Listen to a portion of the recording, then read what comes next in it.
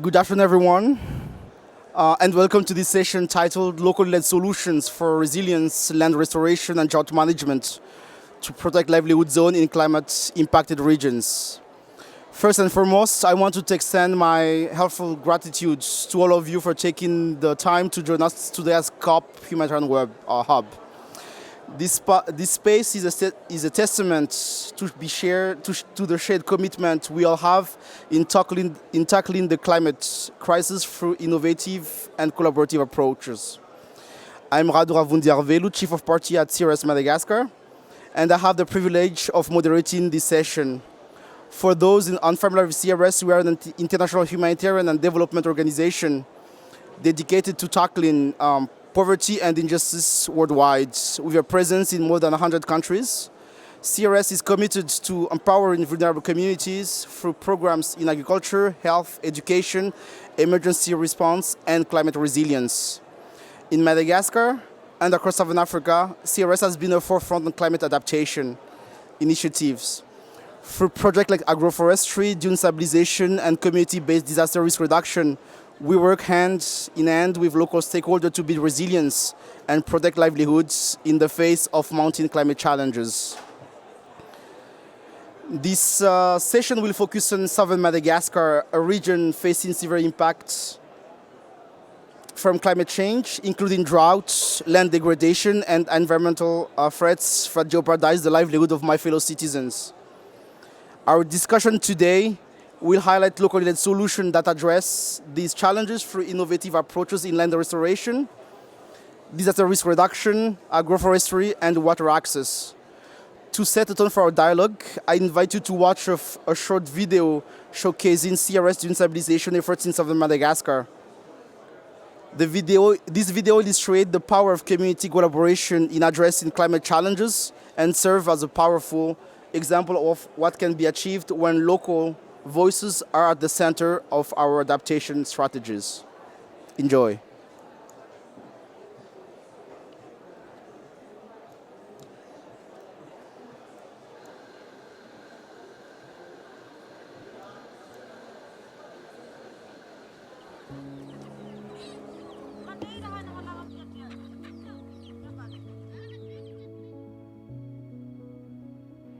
Zaho pela Masy Aveline, mananganaka manambaly, namboatsy fitaraigna zahay, namboatsy fangatahana amy ty vono ty firaraka toy anay.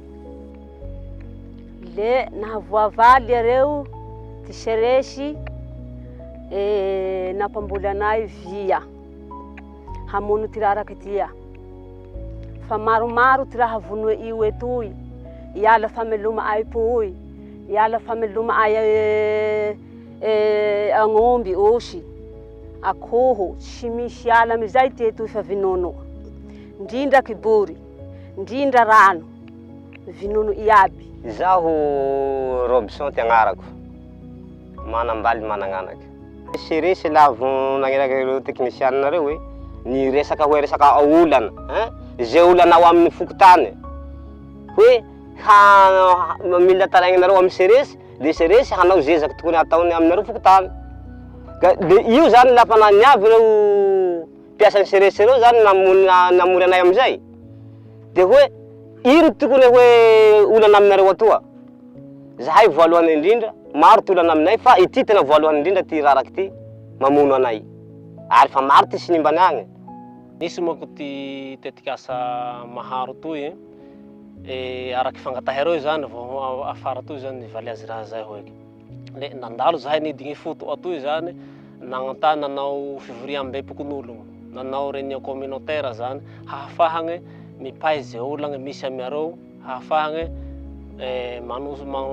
magnome na manjoso vahaolagny zany amze olagny zay. Le avy oragny igny hamaka zahay mamboly amy loma ay wana ayo.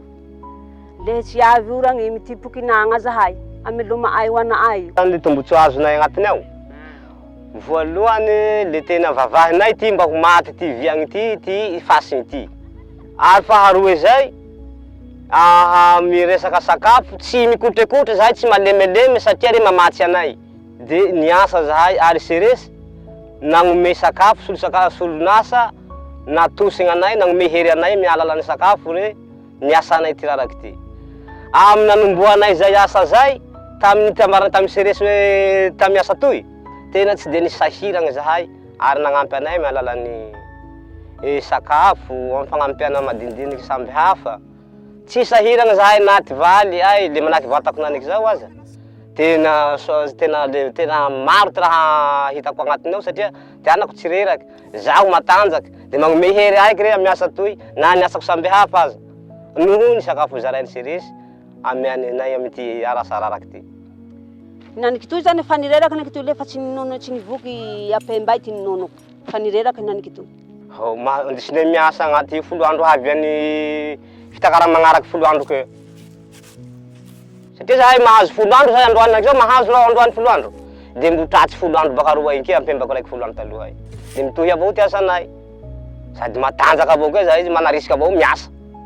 Tsy volagny menaky zao. Magnendy avao ke. Tety po mihina avao koa. Mila traka hagny mba hangalangala mila ndraiky ty aby laha kely mbara satria zany fa tsy sahiragna zany. Fa mila zavatra tena hohanigna avao tsirotsiron-draha hafa. Fa teo fa tsy sahira. Fa to de kapoaky raha vao misy sisy atao to de kapoa agny apemba ao anovo agny petit pois sy menaky maro sao mba hagnome hery zany.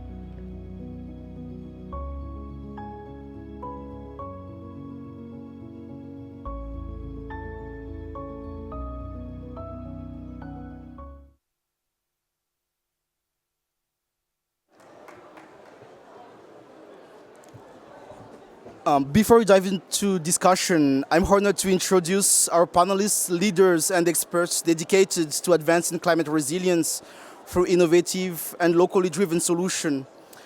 Each of them bring a unique perspective shaped by their deep commitment to empowering communities in the face of climate challenges.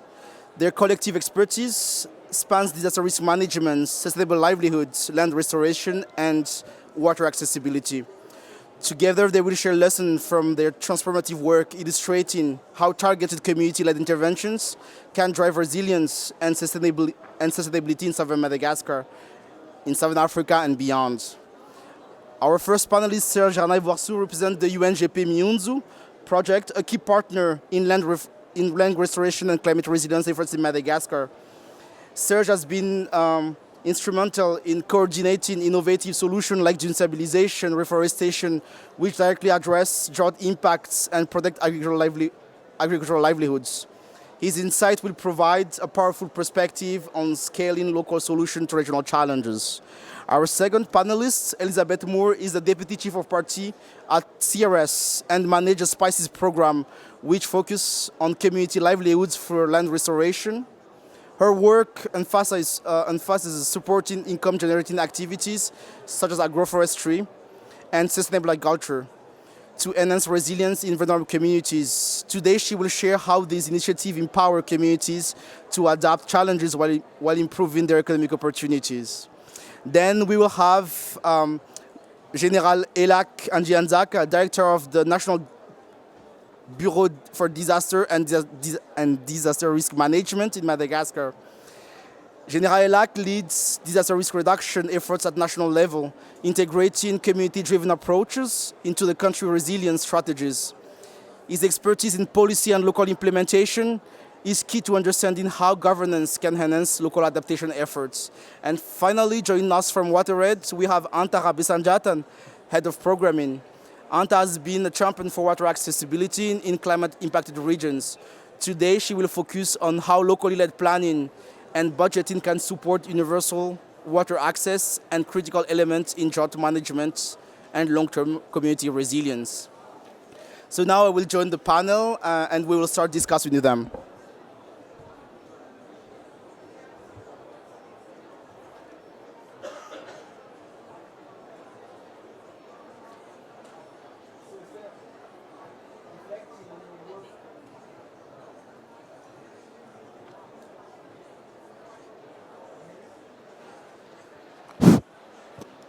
Yes. Serge, reflecting on your work with Miunzu, what is one of practice or lesson that you believe could be adapted successfully in other regions across Southern Africa? And how can we ensure these practices are scalable and transferable?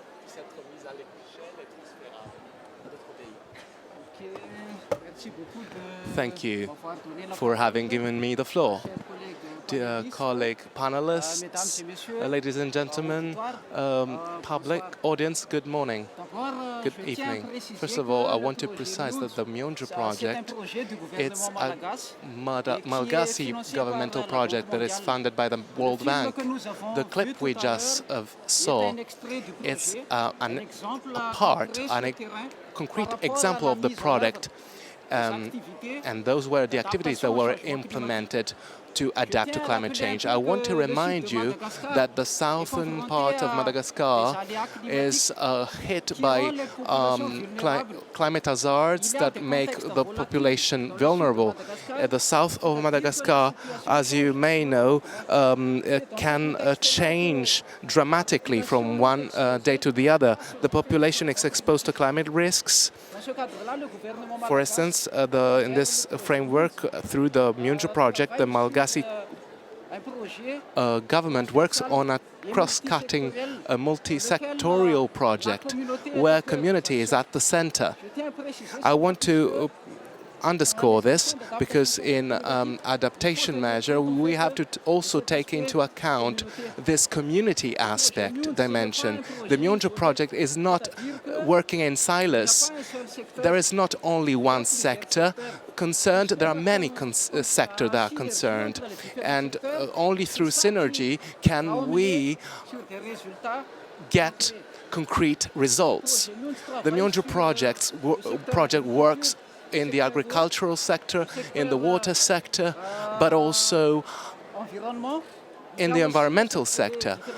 There are many different resilient sectors that are involved through the community participation, but I will only talk about the environmental aspect of the project. In this, within this aspect, there are many activities that are led in the framework of the national plan to add Malagasy National Adaptation Plan to climate change.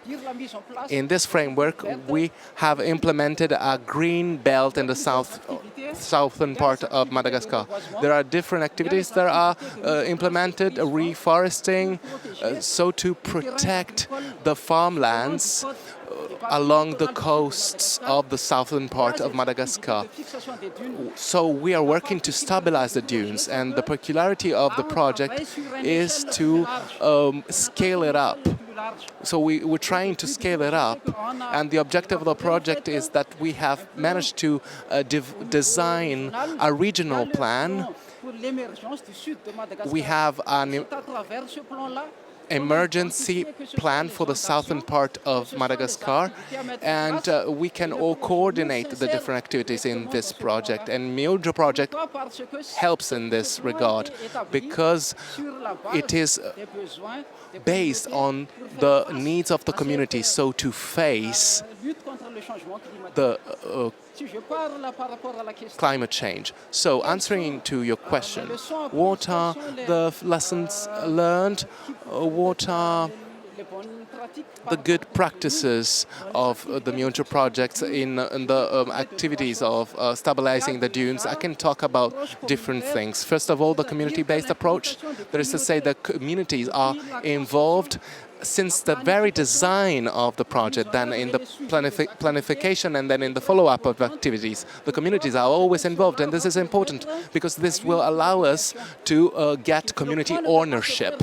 Development cannot be done without community ownership. They have empirical, scientific knowledge of the land. Without communities, we cannot go beyond in our action, despite the rest. So the important part of this project is that we involve the community at the core of the project itself.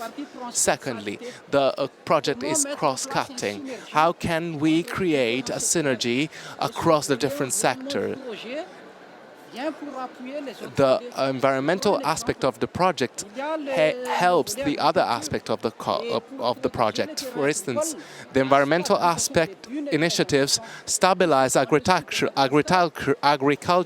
In the southern part of Madagascar, the stranding of dunes strand farmlands, and this creates a repercussion on the population, on their access to water, access to food, and so the population is hit. And so to cope with this, we also need to cope with the agricultural insecurity, the water insecurity, but also the fishery. So the stabilization of dunes is not only an environmental question, it also has other socio-economic, cultural spillovers. And it's pivotal to act on that so that the population can be more resilient. The third point is the sustainable funding. That is also something that can allow us to concretize actions. So this means also to create income-generating activities, but also to create green supply chains. And so that's how I'll sum up my answer.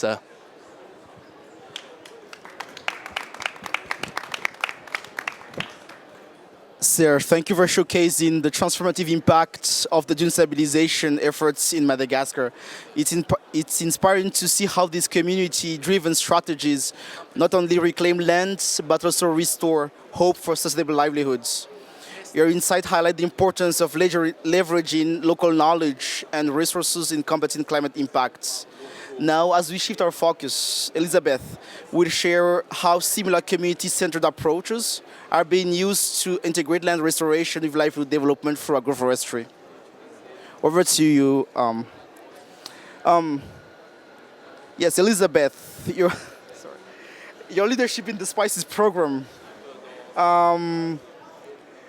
Can you elaborate on how these restoration efforts have not only improved the environment, but also provide opportunities for income-generating activities?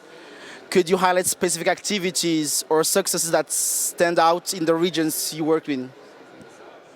All right, thank you, Radu, and thank you to my fellow panelists for giving me the floor. At this moment, I'm happy to share about the Spices program, which uses an agroforestry system approach for two main objectives. One is to build livelihood opportunities for the communities where we work, because we're working to support farmers to establish cash crop spice agroforestry systems. And the second objective is land restoration and climate resilience. So this approach is excellent for building ecological and economic resilience in Southern Africa as well as globally.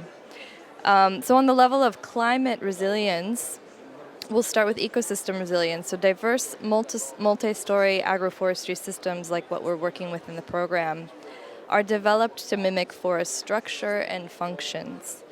So in scenarios where farmers are transforming their land production systems from open fields to agroforestry systems, you have a sense of reestablishing ecosystem health. So building soil fertility, which is the foundation of increasing yields and production, allowing water to cycle healthily, correctly, and providing habitat for biodiversity. So this all leads an agroforestry parcel, as well as the landscape, to be more resilient to climate shocks. Multi-story agroforestry systems have more favorable microclimates and processes, so they can withstand drought and wind, and they're stronger against disease and pests. So these are things that we're seeing increasing with climate change. And because we're working to support farmers in building diversified systems with multi-crops and multi-functions rather than monoculture or biculture, it builds resilience into the production. So as we see with climate change, increases in disease and pest, increases in wind and drought means that we will also see greater crop failures. So if one crop fails, then farmers can rely on 2, 3, 4 other crops that are in their same production system. That's one of our goals. And then the final piece of resilience and how communities are adapting by using systems to become more resilient is resilience to market fluctuations. So if there are market failures, as we've seen recently in the case of the vanilla market in Madagascar and also globally, if the price for one crop drops, then again they can rely on multiple other crops that are in the system. So our goal is using multi-story agroforestry systems that are responding to the market and are also designed by the farmers who are implementing them, establishing them, and managing them on their parcels, with the goals of building more resilience to their lives so that they are going to be in a better place as climate change effects are here. Thank you, Radu. Thank you, Thank you, Elizabeth, for illustrating how agroforestry can serve as a bridge between ecological restoration and economic empowerment. Your emphasis on income-generating activities adds a practical dimension to the environmental benefits of this approach. It's evident that resilience is not just about surviving, but thriving under changing conditions. And building on this, let's explore how locally driven planning and budgeting play a crucial role in addressing water challenges, which is needed for agroforestry, for example. Hanta, can you explain how your work with WaterAid ensures universal access to water while building resilience in climate-impacted regions? And more importantly, water management is a cornerstone of resilience in climate-impacted areas, particularly those vulnerable to drought. Your work emphasizes locally led planning as a foundation for achieving universal access to water. How does this approach foster resilience? And could you share some concrete example of how it has addressed water challenges in vulnerable regions? Okay, thank you so much, Radu. And thank you for having me in this session. So I'm Hanta, and I currently work for WaterAid Madagascar, which is a WASH-focused organization promoting resilience and development. As Serge emphasized on at the start of his presentation, climate challenges should be tackled through multi-sectoral approaches and solutions, and we totally agree with this. So here I would like to bring the WASH perspective of this multi-sectoral approach. Can you please help me, because I'm sorry. Yeah, I have a presentation. So I'm glad then to represent here for this session then the WASH sector, because as you know, water is anyway at the center of all those issues of drought in the south. But I'm not here to bring water-specific solution, but I'm here to show you how WaterAid do to enhance the resilience of the communities facing drought. I've been working in projects and the program coordination for more than 10 years, and now I can confirm that the entry point of the changes is the planning. So the question is, if we want to see a more resilient community, what or how should we build planning for the resilience? How would it be different from the classic planning that we used to do, from the contingency planning, for example, or for the development master plan at commune level? Actually, there is no resilience planning, and there should be no resilience planning. What we should do is to embed resilience into those existing plans, into the master development plan, for example, at commune level. And the role of WaterAid in that sense is to provide the tools and guidance for practitioners to apply to ensure the climate resilience planning at local level. So WaterAid has therefore developed these two guides in the screen to integrate climate resilience into programming. And what I would say is that the main pillar for ensuring this integration is to consider WASH as a system functioning, a system functioning with different blocks that we call building blocks. And one of those blocks is the strategic planning. So this is just to say it's not that complicated. It's just to say that the strategic planning is one of the key components of a well-functioning WASH system. And let's just focus our discussion on that. So we need, therefore, to assess if climate resilience is properly considered in this part of the building blocks in our planning. And this can be done by asking ourselves, is there a strategic framework in which environmental and climate change adaptation policies and strategies are well aligned with those WASH and vice versa? And if so, how well is it used to guide programs and interventions towards building more resilient services and behaviors? The second question is, to what extent are WASH plans based on an analysis of risk and vulnerability includes climate change considerations? And those questions will help us to identify the level of effort that we should deploy for building the community capacity on planning and on integrating resilience into the planning. So to ensure that WaterRed works, or our work in climate resilience WASH, is grounded in local realities, we encourage then, or we work following 8 principles that we call the locally led adaptation principles. These principles are based on principles developed collaboratively by governments and leading non-governmental organizations and endorsed by WaterRed to help ensure that local communities are empowered to lead sustainable and effective adaptation to climate change at local level. In the interest of time, I will not develop the 8 principles, but I will invite you to visit the WaterRed WASH Matters website on washwaters.waterred.org.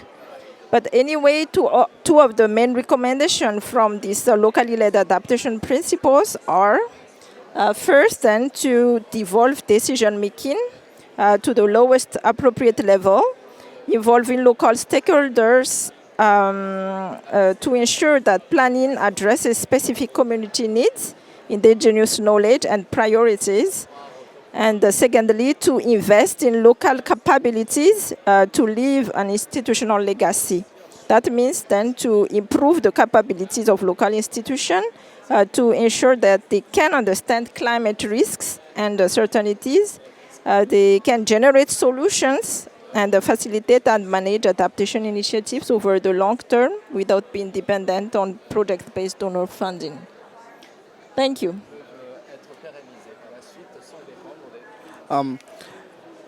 Thank you, Anta, for shedding lights on the role of planning water management and putting in place those blocks that are now widely used by other organizations.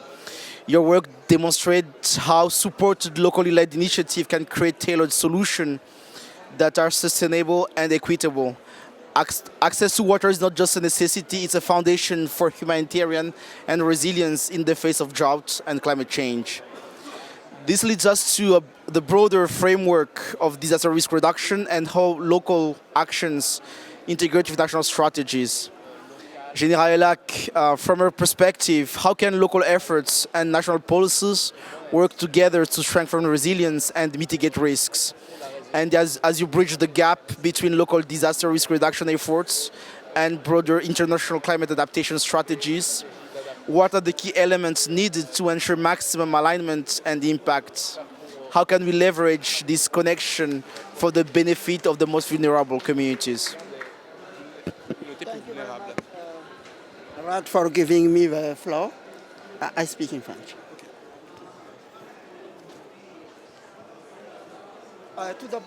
First of all, I would like to introduce myself.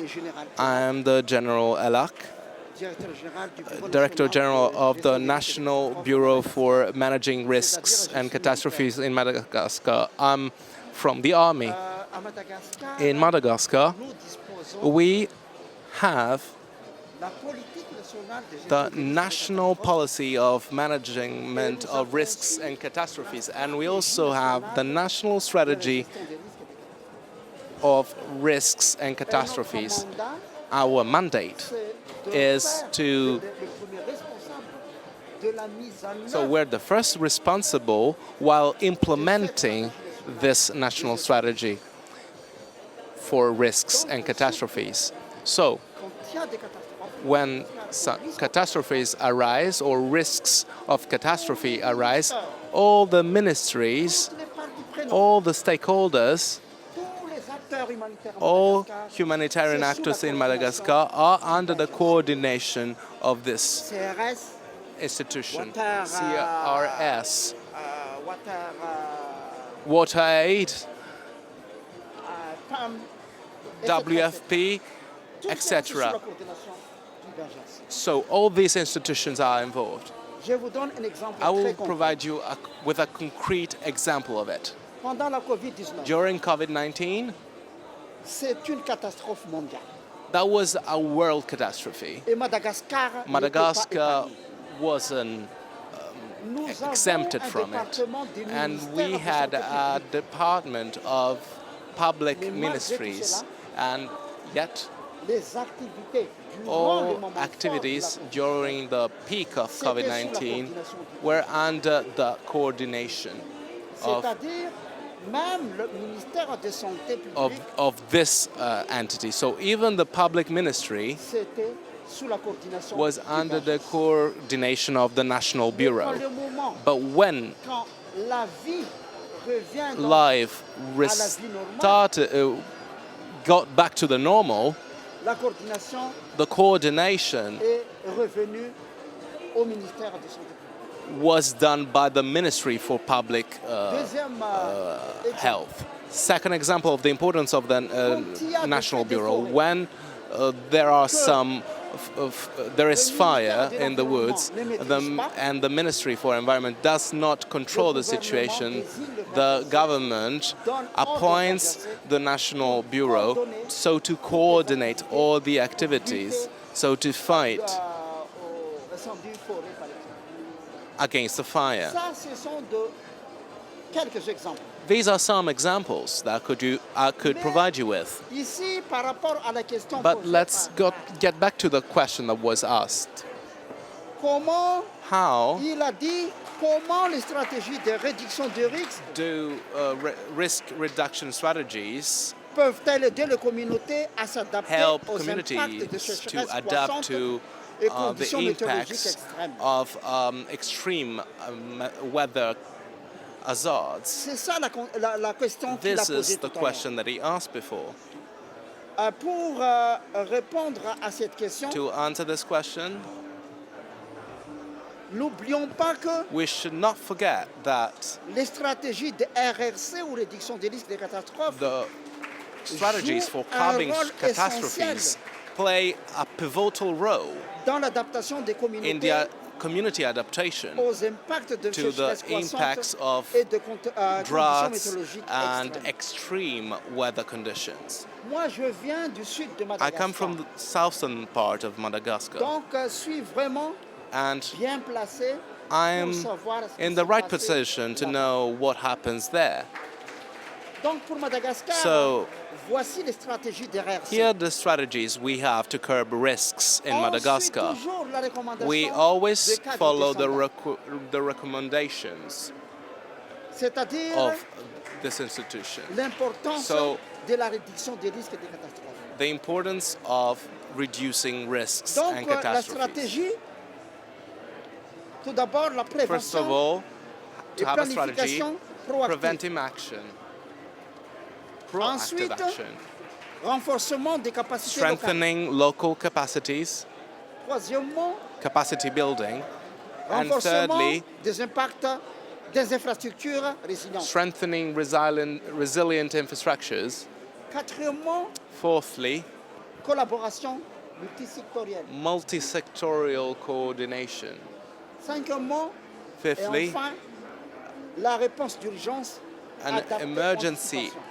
action Through preventive action, I tried to summarize each plan of it. First of all, about the planification, prevention and proactive planification, capacity, so strengthening early warning systems so to anticipate droughts and to prepare communities to extreme conditions. We in Madagascar use a tool that is called IPC,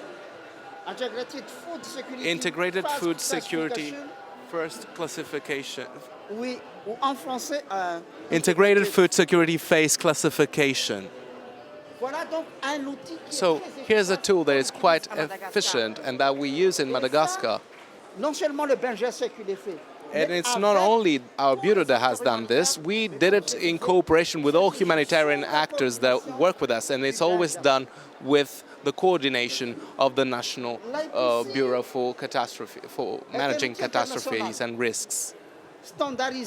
So we have set a standard so to assess and class and rank the gravity of these issues.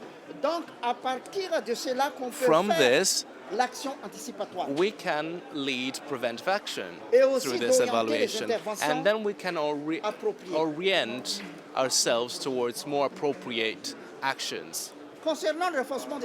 About local capacity building, we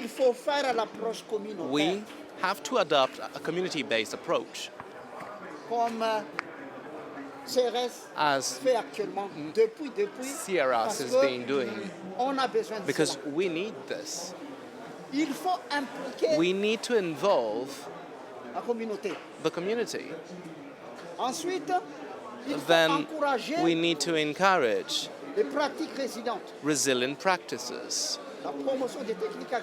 promote adapted agricultural practices. We saw that before during the clip. We have to make sure to grow sizzles, so to protect and try to curb the stranding of the dune that is going there to strand farmlands. Third point, strengthening resilient infrastructures. What does this mean? Currently, we have adopted innovative solutions.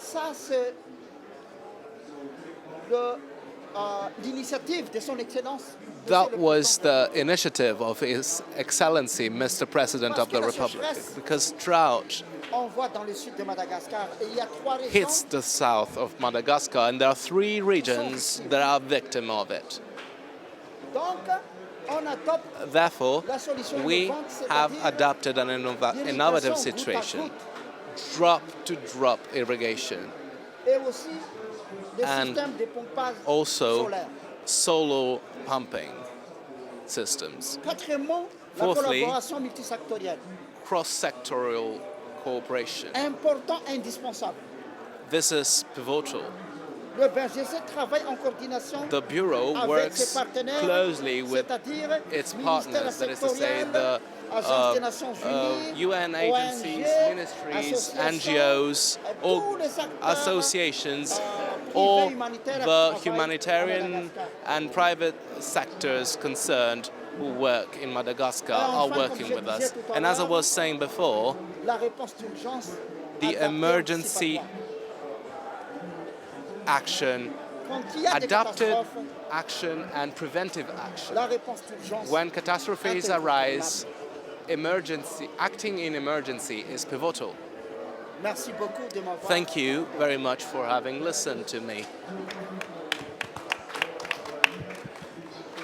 Thank you, General Lac, for emphasizing the synergy between local initiatives and national frameworks.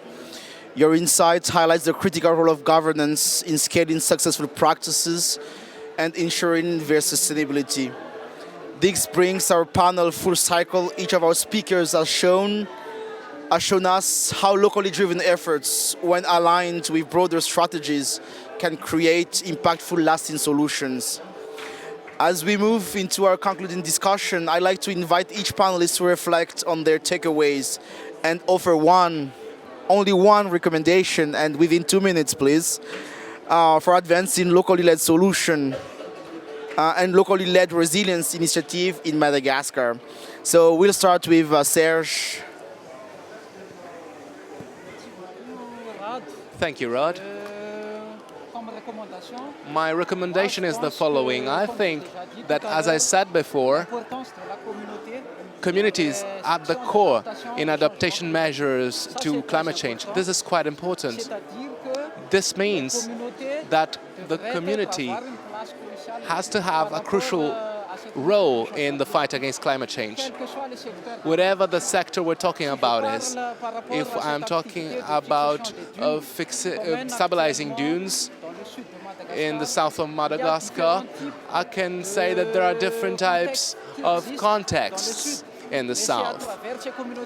And it's through these communities that we have managed to find the different answers, solutions that we could bring about this topic. So I think that we need to involve them because they're the main actors in the fight against climate change. Secondly, about making actions last.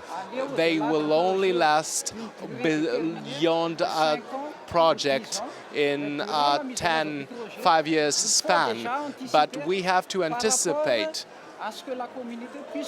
so that that community can, after, fly on their own wings. Because if we support the community and then they still depend on the help, we haven't struck the success. So the community has to develop itself autonomously, sustainably. And so that is why the Mionjo project starts to work at the emergency phase, but then reaches the phase of resilience, where the community develops on its own. Thank you. Thank you, Serge. What do you think, Elizabeth? 2 minutes, please. 2 minutes, okay. Tell me when I have 15 seconds left. Sure. Well, I think I'll highlight the role of private sector as one of the local players. So we work in very close partnership with private sector companies, because if you're desiring to build a sustainable and climate resilient production system, then you have to be looking at the whole market. And so if you're not including the private sector companies and the market and the value chain in that project, then when the project ends, there's no sustainability. And so my takeaway is that we work closely in partnership with the private sector companies who are also seeking to build that production system and ensure their value chain so that there is a future with the smallholder farmers. Thank you. I'll hand over to you, Hunter. Yeah, thank you. Okay, my message would be locally led. When you say locally led, it shouldn't mean easier or cheaper. It's even sometimes more difficult and more expensive because we need to understand the capacity of the local communities for them to effectively implement resilience solutions. Therefore, then we need to allocate more resources in terms of, for example, for planning, as I explained before, to guarantee a more lasting results and sustainable results. That's why I'm here then to lobby for a better consideration of planning into our intervention. We should allocate the necessary time to reflect on the planning, and this at all levels, strategic and operational, from the national to local levels. And as the saying goes, if you fall to plan, you plan to fail. So that is my last word. Thank you. Thank you. And General, would you share with us one insightful? So I just want to have from you, like, your words. What would be the locally led solution, and what are your input on those? According to me, il faut adapter we need to adopt une approche participative a intégrée. participative approach, an integrated participative approach. Then Renforcer les we need to partenariats strengthen multisectoriels multi-stakeholder entre le partnerships gouvernement et between secteur privé. the government and the private sector, Bailleurs, agences nationales buyers, unies, UN ONG, agencies, ONGs, etc. Et enfin, Then standardiser les meilleures we pratiques have to locales standardize best local practices and integrate them in national policies while respecting the cultural and geographical specificities. Thank you, General. And to conclude, I would like to invite one of my colleagues from Zambia that was supposed to be part of the panel to share some of her insight from Zambia on local-led solution for adaptation to climate change in region prone to drought.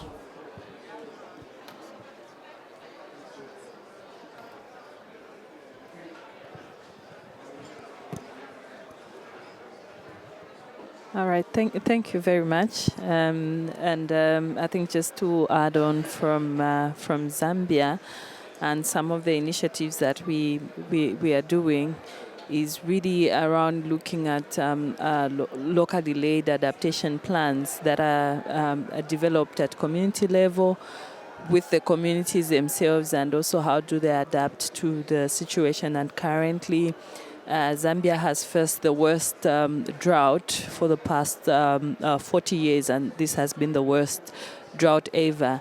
And that has also made communities really to realize the importance of really developing these adaptation plans, and also speaking to local solutions of how do they adapt.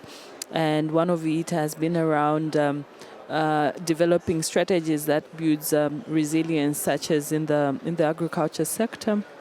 We are now looking at more of sustainable production, that is agroecology, and farmers are now speaking to the strategies. And as civil society, we formed a consortium with other organizations. So apart from the Caritas, we have also the network, the Zambia Climate Change Network, that is mobilizing other civil society to also champion, together with the Ministry of Agriculture, now to develop the national agroecology strategy that speaks to some of the locally laid solutions that would build resilience for the communities. So this is one of the aspects that Zambia is utilizing, so that communities themselves also have a voice and also have actions that they can do with the current situation. Thank you.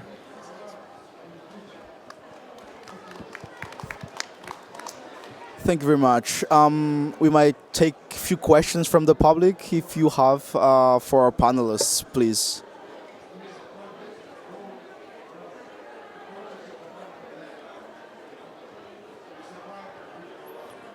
Thank you. Finn from WWF in Madagascar. My question would be for Elizabeth from CRS. You have said as a solution the private sector involvement. The question is that we were talking about resilience, about vulnerable communities and the South. In general, we do not have a strong value chain like the vanilla in the South. It's mainly about subsistence, so it's not really interesting for private companies. So what would be your, thoughts or insight on that to bring private companies in this area and the south of Madagascar? Thank you. Thank you. That's a great question, and it's true that the program that I'm working on is on the East Coast, which is a humid tropical rainforest area, so a lot more of those cash crops that are spices, high value. and the south is a different scenario. However, there are indeed private sector companies that are interested in investment in at least some of the southwest area, and there's a new Food for Progress project that's starting up there that CRS is going to be leading, in which private sector companies are going to invest in or working on targeting maybe 2 or 3 different value chains. So in Atsinanana or Atsimandrefana, it's more legumes and maize and cassava. And then in the Fort Dauphin area, it's cassava and bay rose and coffee. And so it's true, in drier or more degraded areas, there are less cash crop options. However, I still think there are some that can be worked with, and the key is finding the private sector companies that are looking for those products, that are thinking creatively and want to invest in the region. And I think as we approach this, finding the companies that have shared values, not just wanting to buy products, but are interested in resilience, interested in investment, that's where the key is, and that's how we work together. Thank you, Elizabeth. I hope we responded well to your question. Do you have more questions from the public?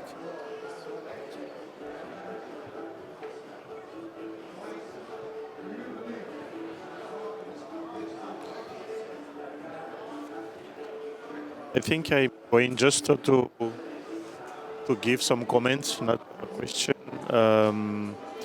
One of the main things that I would like to say is to reinforce the fact that community didn't wait for us to do their own resilience, even if any kind of stakeholders didn't do anything in their locality, the community will do their own lives, will always be there and not survive. For some of them survive, but do their lives as it goes normally. The thing that it shows say that the locally led solution here might be a wrong status, because I would say we should learn from them. We really should learn from them, and how can we then really reinforce what is really existing there? And let's not always say that what we bring to them is a solution. Let's say also, let's be humble sometimes. Let's be always in the fact that there is also something good that has to be capitalized among the community. And if really we think about community, I think that we really should think about what is really existing first. This is the first thing. Involvement of the traditional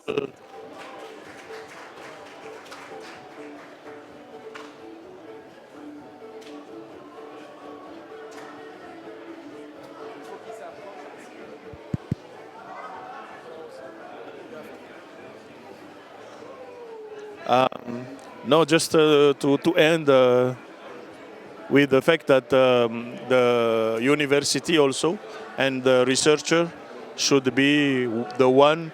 You talk about private sector, but sometimes we should also involve the researcher, university, in order to make sure that maybe we better understand what the community is been doing and what we and what is really existing. Thank you. Thank you very much. As we conclude this insightful discussion, I just want to take a moment to reflect on the key themes and lessons that emerged from our panelists' contribution today. We've seen how locally led initiatives, whether through dune stabilization, agroforestry, water management, or disaster risk reduction serve as powerful tools to address the growing challenges of climate change in Southern Africa and beyond. Serge reminded us the importance of leveraging local knowledge and community engagement to protect livelihoods and prevent displacement. Elizabeth showed how integrating environmental restoration with income-generating activities foster both ecological and economic resilience, and Hunter highlighted the critical role of community-centered planning in building equitable and sustainable water system. Finally, General Elack emphasized the need for strong collaboration between local actions and national policies to drive systemic changes. Before we close, and this is more personal, I would like to thank our panelists because I know each of them. I used to share the same floor than Anta when we were together a few years ago. Elizabeth is now working with me at CRS. Serge is my main counterpart at UNGP Munzu, where CRS is a partner, and General Elack have been a tremendous support for the last 10 years in my work. So thank you very much for being part of this panel. And it's really important that we showcase as well the work we are doing together. It's not just a matter of CRS working, it's us together working to achieve a common goal, which is developing our country and facing altogether climate change. Let us carry forward the lesson from today's discussion and continue to champion local-led solution as we tackle the climate crisis. Thank you for your participation, and I encourage you to connect with our panelists after the session to explore how we can collaborate further. Together, we can transform, and just together, we can transform challenge into opportunities for resilience and growth. Thank you, and enjoy the rest of your time at COP.